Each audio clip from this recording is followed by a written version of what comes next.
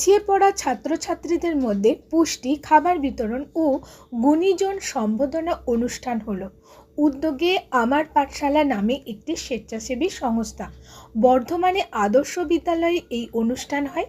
এই দিনের অনুষ্ঠানে পিছিয়ে পড়া ছাত্রছাত্রীরা সাংস্কৃতিক বিভিন্ন দিক নিয়ে পরিবেশন করেন। এই দিনের অনুষ্ঠানে হাজির ছিলেন রাষ্ট্রপতি পুরস্কারপ্রাপ্ত শিক্ষক থেকে সাংবাদিকরা। স্বেচ্ছাসেবী সংস্থার সম্পাদক সন্দীপ পাঠক বলেন, 50 জন পিছিয়ে পড়া ছাত্রছাত্রীদের নিয়ে আমরা সারা বছর কাজ করে থাকি। বাচ্চাদের শিক্ষা থেকে পুষ্টিকর খাবার এবং বিভিন্ন উৎসব তাদের সামিল করা হয়। 17ই সেপ্টেম্বর প্রতিষ্ঠিত হয়েছিল।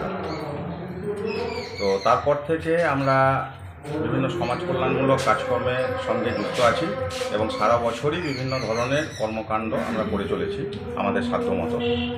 এবং কোভিড পরবর্তী সময়ে আমরা বিভিন্ন সমাজ কল্যাণমূলক কাজের সঙ্গে যে যুক্ত ছিলাম, তারপরে আমরা সেইটা করতে করতে তালপুকুরে, নবাবহাট সংলগ্ন তালপুকুরে আমরা উপস্থিত হয়েছিলাম এবং সেইখানে বেশ কিছু গার্জিয়ানদের আমরা পরামর্শে এবং তাদের আবেদনে সাড়া দিয়ে আমরা এই আমার পাঠশালা বাচ্চাদের জন্য সপ্তাহে ছুটির দিনগুলোতে, বিশেষ করে রবিবার, আমরা ফ্রি যে ক্লাসগুলোকে করাই তাদের, সেখানে বাচ্চাদের বিনামূল্যে শিক্ষাদানের পাশাপাশি বিভিন্ন পুষ্টিকর খাদ্য সামগ্রী, আমার পাঠশালার একটা প্রকল্প চলে পুষ্টির দিশা কর্মসূচি বলে, সেখানে পুষ্টিকর খাদ্য সামগ্রী প্রদান যেমন হয়, সেই সঙ্গে পুজোর আগে, দুর্গা পূজার আগে তাদের ড্রেস বিতরণ করা থেকে শুরু করে আমরা শীতকালে যে পোশাক, শীতের পোশাকও বিতরণ করি।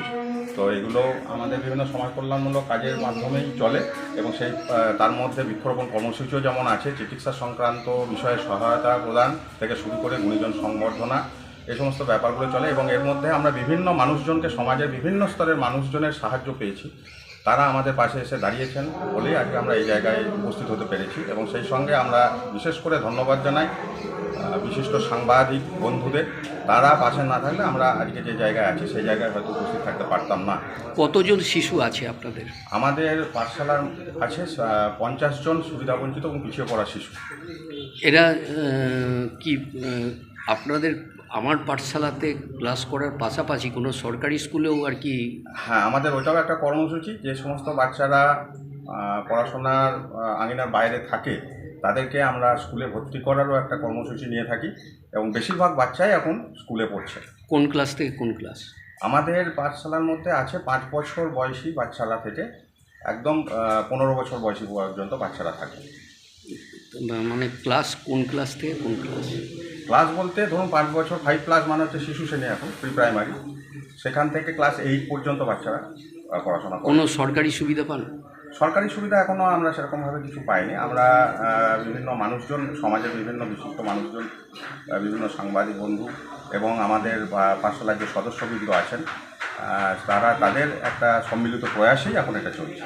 আর আজকের এই অনুষ্ঠানে উপস্থিত ছিলেন এআই অফ স্কুলস মাননীয় প্রিয়ব্রত মুখার্জি মহাশয় এবং সেই সঙ্গে SI of schools Bhadar circle মাননীয়া মৌমিতা সরকার মহাশয়া এবং সেই সঙ্গে রাষ্ট্রপতি পুরস্কারপ্রাপ্ত শিক্ষক ডক্টর সুভাষচন্দ্র দত্ত মহাশয় এবং বেশ কিছু জ্ঞানীগুণী মানুষজন। তার মধ্যে আমাদের শাসমল হাটি মহাশয় ছিলেন, যিনি পূর্ব বর্ধমান জেলা সমগ্র শিক্ষা মিশনের ডিস্ট্রিক্ট কোঅর্ডিনেটর, এবং তার সঙ্গে আমাদের বিশিষ্ট সাংবাদিক বন্ধু যারা আমাদের সারা বছর সংবাদ করে চলেছেন, তাদেরকেও আমরা একটু সম্মানিত করতে পেরেছি। আমরা তাদের কাছেও কৃতজ্ঞ।